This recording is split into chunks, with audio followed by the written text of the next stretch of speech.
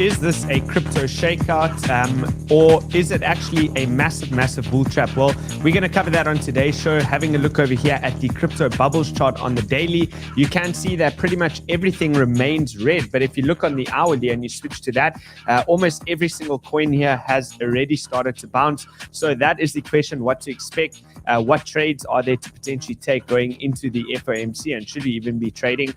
That's what we're going to cover on today's show. It should be very quick, but nevertheless super important, because tomorrow's events are very important and will move the markets. You can see that priced in already is a 98.6% probability that it's going to be a 25 basis point rate hike. And that is coming up on Wednesday for the FOMC meeting. So for the most part, it should pretty much already be priced in the way that the market has been reacting.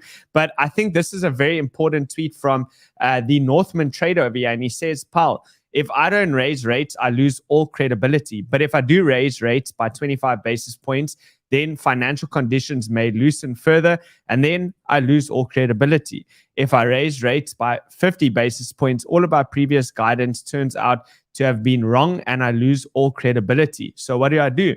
I raise by 25, and then I talk mean and hope that that works." So that's probably what your expectation should be going into tomorrow, is most likely 25 basis points rate hike. Market is going to rally off of that. As soon as it comes out, it's going to rally because it came in expected.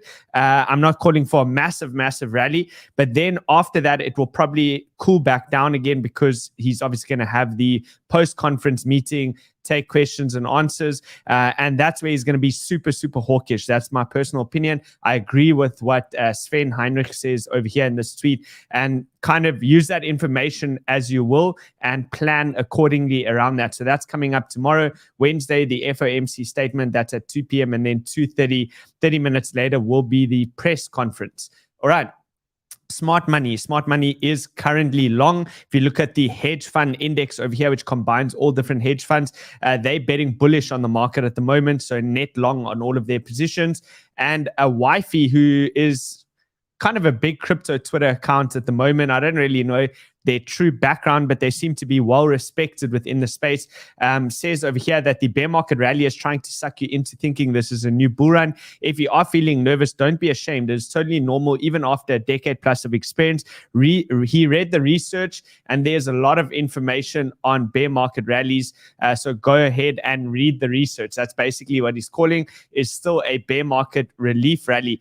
And I mean, in theory, he's 100% correct. So if you do look at the S&P 500, we are still yet to make any higher high. So how do you know that the trend is reversing? Well, of course, simply put, you need higher highs and higher lows on a high time frame, and we are yet to see that. We are seeing higher lows, which I've gauged with this trend line over here, but I think there's a possibility, as I mentioned on the previous streams, that we could be breaking into a range as opposed to being in a strong downtrend. So lower high, lower high, lower high.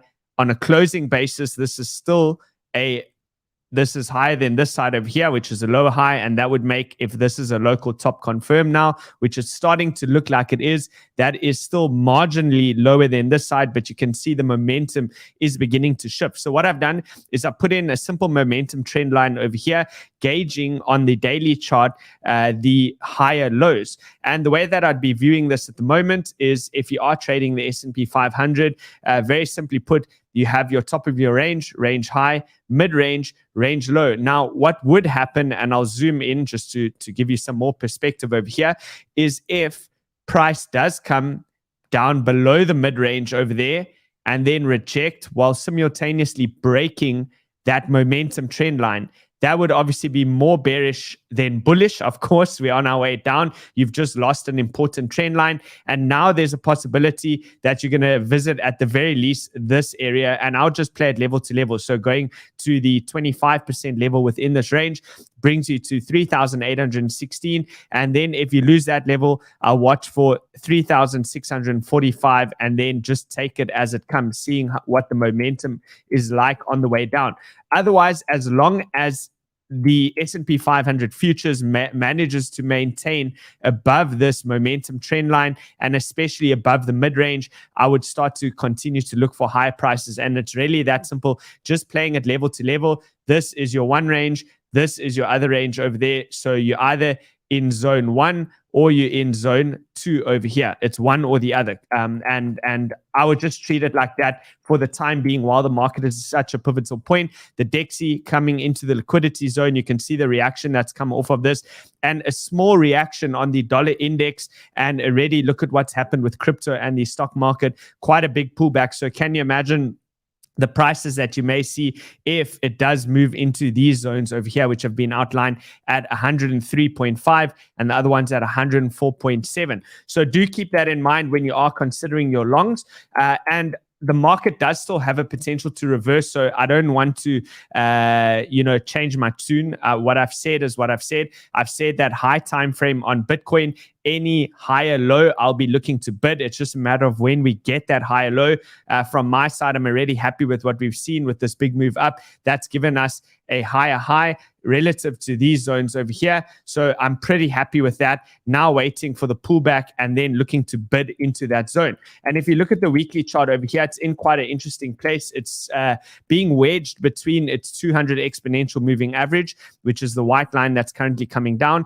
We didn't manage to quite tag that level yet. And then it's also the 21 exponential moving average, which has been quite important. You can't use this indicator in isolation. They need to be combined with other confluence levels in order to make a rational decision when you go long or short. But typically speaking, as long as that moving average, the 21 exponential moving average on a weekly chart, is angled upwards and price is holding above it, it's generally been a good thing. If it's angled downwards and price is stuck below, generally that's been a bad thing and governed the majority of the bear market or bull market moves. So what does that mean? Well, if you have a look over here at the weekly chart, you can see quite a key level that comes into play over here, the way that the weekly candles have reacted into the zone, both on a wick basis and a closing basis.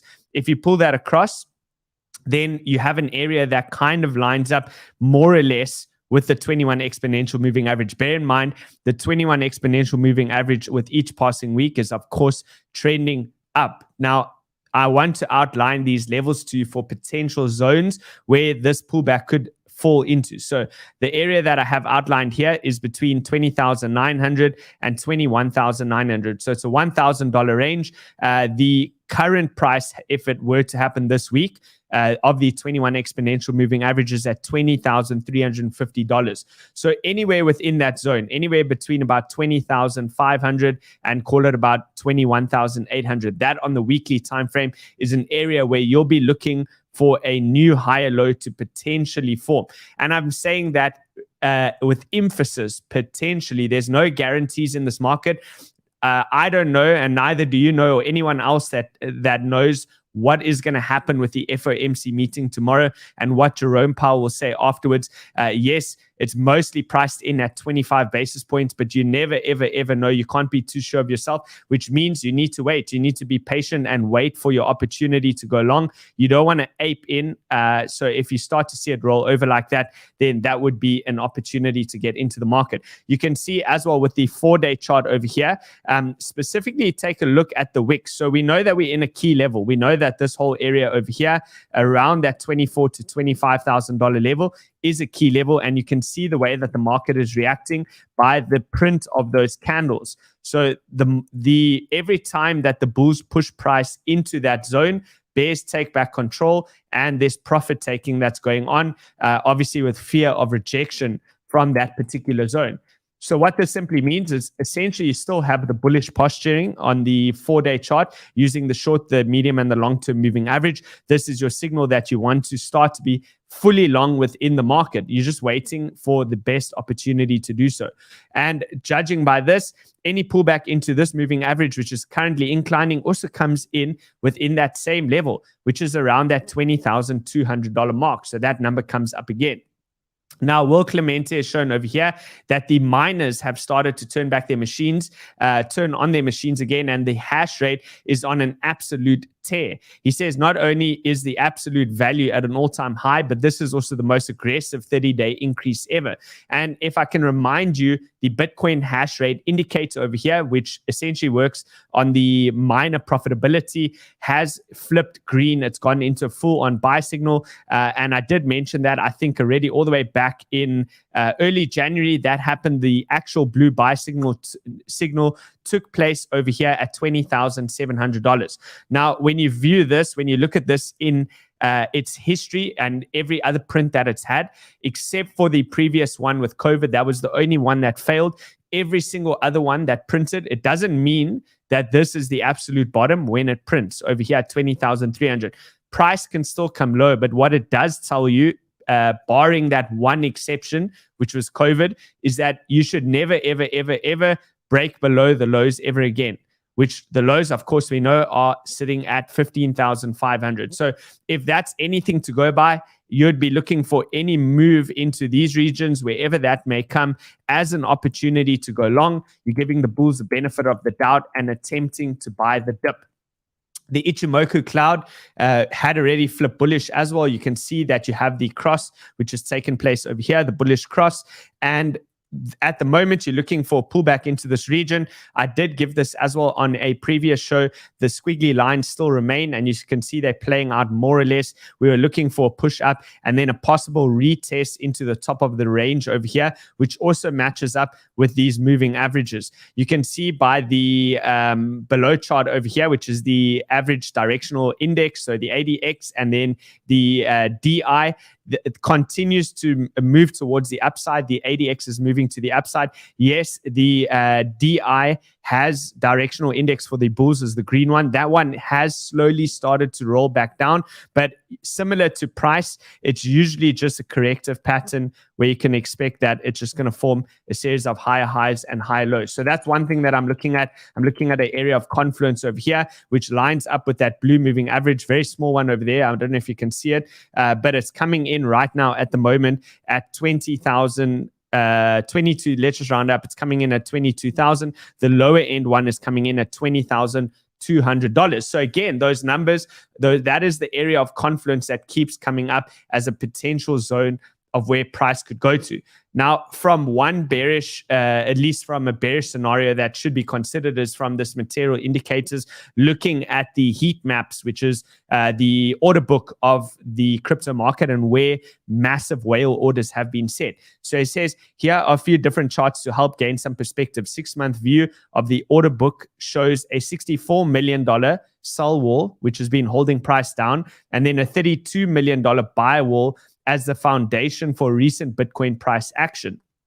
And he says that $25 million of that $32 million buy wall, which is the orange block of bids shown in the 6-month chart above, is seen more granularly on the monthly chart. It's worth noting that this is the same block of bids that has been pushing Bitcoin price for weeks. And because it's prone to move, it could end up getting rugged. So what he's saying is that that massive order of 32 million,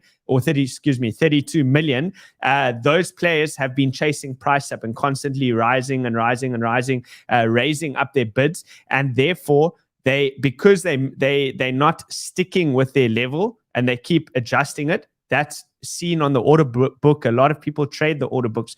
That's seen as a very, very strong area of support. And if they decide to pull that bid because they're chasing price and maybe they get over it, they don't want to chase price anymore, they decide they're going to pull it, that could obviously have a consequence and have a lot of the players spooked. And he shows over here that it's no coincidence that this support is resting just above the trend line. Holding it keeps the hopium alive to extend the rally and will likely attract more bids to the range. If Bitcoin bulls lose the trend line, then the 2017 top is the last stand. And he's got all the levels marked over here. Your 2017 top from the bull market top is 19,891. So that's the one level that he's looking at as the final stand. Anything below that level. So those are all zones that you can potentially bid into if you have missed the rally and you're looking to get into the market. I've given you some. You could probably leave your lower levels going all the way down to about 18,500. And I'm going to show you why on a low time frame, why that is a major pivot level as well, where things drastically begin to change. So he says over here, both trend precognition algos are flashing short on the weekly chart, but considering the fact that many indicators have been struggling with manipulated price action and the week's earnings and economic reports are wild cards, use the data cautiously. So he's saying, take it with a pinch of salt, keep it under consideration that might not be up only. It might not be as easy as everybody said, where it's going to go straight to 30K with no breaks, no pauses, no pullbacks. It's just up only. So that is the one bearish consideration. The other one is over here from 𝗬𝗲. He says BTC a SOPR update. So the dark red is the 24-hour simple moving average of the 1-hour SOPR prints. Historically speaking, maintaining a downtrend of lower highs and in a SOPR, that is a very strange acronym to say, SOPR, while price makes slightly higher highs, is indicative of a weakening trend that's entered distribution and subject to a pullback. So he says, whenever you start to get those prints, essentially, where price action is going up, but the SOPR is on its way down, then technically that is a sign of distribution and a pullback. Again, a pullback, not a mega crash to new lows, but a potential pullback is in play. Total 3 is showing a rejection still from the zone, failing to get above. The way that it currently stands, the way I would look at it if I were you, if you are playing the altcoin market, considering the major economic data that is coming out today, I would put this onto probably a bit of a lower time frame, a 12-hour. Throw in a very simple trend line over there. I'll make it bigger so that you can see it nicely. So there you go. I got the dash line over here. Use that as your momentum gauge. If this starts to break below that level and fall back below the range, which is the orange line over here, that would be incredibly bearish for altcoins. I would imagine that altcoins would get hit quite hard. Let's just quickly grab the pen. So if you start to, excuse me, if you start to see something like that, that would not be good. And you'll see the level of confluence when you look at the Bitcoin dominance chart. Bitcoin dominance has also managed to reclaim above the mid-range over here, and so far it is reacting within the zone. What you would obviously expect in order for the total 3, which is the majority of altcoins, everything excluding Bitcoin and Ethereum, if that is to go down, you would expect the Bitcoin dominance to continue to hold above here and then start to move up towards its range high. I don't think that it will just jump straight from this zone. I do think that at the very least, you would probably want to see the Bitcoin dominance consolidate for a couple of more days before you do see the next leg up. So keep that in mind with regards to any of your trade plans, that if you are going long on altcoins into these all-important economic events. By the way, I don't recommend it. Most professional traders would remain flat over this time period. You wouldn't be looking to go long or short, for that matter, into such an unknown event such as the FOMC. All right. Something else that I wanted to bring up is PrimeXBT. So PrimeXBT, one of the sponsors of the channel, I was playing around yesterday on their copy trading platform. So full disclosure, it is, of course, risky. You don't have full control of your trades. They're using other professional traders to enter and exit trades for you.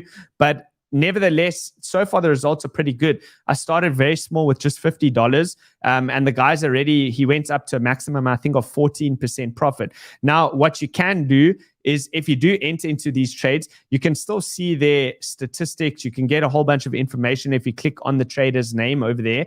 But you can actually take profit. So if I'm happy with that right now, I can close the position, which I don't want to do. I want to leave this. The guy's currently short at the moment. But you can set a stop loss at the very least. So I think that I'll set this for 5%, and you put that in. So that means that if price does come, or at least he starts to lose some of those profits, I'm limited to 5% is what I will keep. If you enter the trade initially from the get-go, then of course you can set those parameters. What I'll actually do is I'll set another one. Let's use another USDT one. Maybe this guy over here. So this guy is up. We can click on him. So you can gather a bunch of information from them. You can see over here, his equity has hardly any money. So I mean, I'm a bit susceptible to give him too much. I think I'll only give him like $50 then. So all you would do then is you click accept. In order to get the discounts over here, you essentially need to buy their governance token. I'm not so interested in doing that. That means that you get 75% of the profit share, and then you have to stake that governance token. If you don't do that, you get 60% of all of their profits. I'm going to stick with the 60%. I'm going to put another $50 into this one over here. And every day, I'm going to just keep testing out different guys and building up positions. And you don't need to necessarily do it yourself if you don't want to. You can just watch and see how it unfolds for me. Maybe it's going to work out. Maybe it's not. I don't know. But I think what's interesting is some of these guys, like this guy, King of Price Action, he trades a whole bunch of different equity. Let's have a look at this one. Where did I find it? Follower stats. He trades I saw he was trading the S&P 500. He was trading a bit of gold. He was trading some commodities, because this exchange offers all of those crypto commodities, stocks, pretty much everything. And consequently, you get a little bit of a diversified exposure to the market. So I think I'm going to start at least moving some of my funds into this. There you go. My copy trading amount has been accepted. So portfolio. There you go. So here is the next guy. Okay, this guy must be a DJ because he's already 5% up, and I just entered that. That's insane. Maybe I should limit this one as well. Set the stop loss 2%. Okay, no, never mind. He's not in profit yet. I can't set the stop loss. All right, guys, check that out. If you are interested, check it out. I'll be playing around with it a little bit over the coming days. There is a link in the description below, PrimeXBT. If you do want to use the link below, use the promo code Kyledoops, because that also gives you access to up to $7,000 in sign-up bonuses. You don't have to use the copy trading there. You can also manually trade if you do want to trade the S&P 500. Okay, back onto the price action over here. For Bitcoin, look, it's looking like this area could potentially, in terms of the anatomy of the candlestick, the types of print that you're getting over here, you could probably take a simple trend line and you'll notice that these levels match up as a potential bounce zone. So move that down, put on a solid line. Just line that up over there. So if you do take a look at that, this is similar to what's formed on all these previous ones over here. There was always a shakeout first before the next move, big wick down, and then it creates that consolidation and then breaks back out to the upside, and ultimately still looking for that $25,000 level to get tagged. So do with that information what you will. This is more than likely going to be for the short-term low time frame traders. So those guys that are only entering in for a couple of hours or days. I'm not necessarily saying that you must hold this position as a swing trade. That is what I'm looking at over there. Daily chart, you can see this lines up as well, again, with the same zones. You have the moving averages over here, currently reacting off of the 12 exponential moving average. Below that, I have the pink one, which is the 24 exponential moving average. And that lines up with the same zones I've given you, 21,000 to 21,500. That's the area of interest. I want to see price action at bounce from that zone at the very least. If you start to fall back below the range being this area at 18,800, then trouble begins to set in very, very quickly. Currently, the RSI is still angled to the downside, and price action will need to reclaim much higher levels to turn back up. You can see over here on the 4-hour chart, again, it lines up. And in my experience, I like to use the 50 and 200 exponential moving average on a 4-hour chart. In my experience, what typically happens is once you have that golden cross, if price starts to rally aggressively in the same way that it has over here, it eventually comes back to the 200 exponential moving average. If you look at where the exponential moving average is currently tracking, it lines up once again with those same levels. It comes in between 20,000. Right now it's at 20,600, but it will be rising slowly but surely. Sometime probably tomorrow, the next day, it's going to be at about 21,200. So another level of confluence. Those are the levels to watch. I think I've covered this one. What about the spot cumulative volume delta? I'm monitoring it on a low time frame, 15-minute chart over here. If you want confirmation of the long, then pretty much very simple 15-minute chart, put on your simple trend line over here. Once price breaks back above here and you see the aggregate spot as well as the futures contracts ticking back up, which it looks like they already are slowly but surely starting to do that, a confirmed break of that with this in an uptrend would signal that probably the longs are going to have their next assault to the upside, that being at about that $25,000 zone. That's it from me, guys. Actually, it was a longer show than I thought it would be. Please give the video a like below, hit the bell notification, subscribe to the channel, and then don't forget, today is the last day for the Rolex competition. If you do want to participate in that, here is the links below. Sign up, take one trade, and you entered into the competition. Ran will be giving it away on his show every day until somebody claims it. He gives it away based on your user ID, which comes from signing up on one of those links. Okay, that's it from me. I will see everybody tomorrow.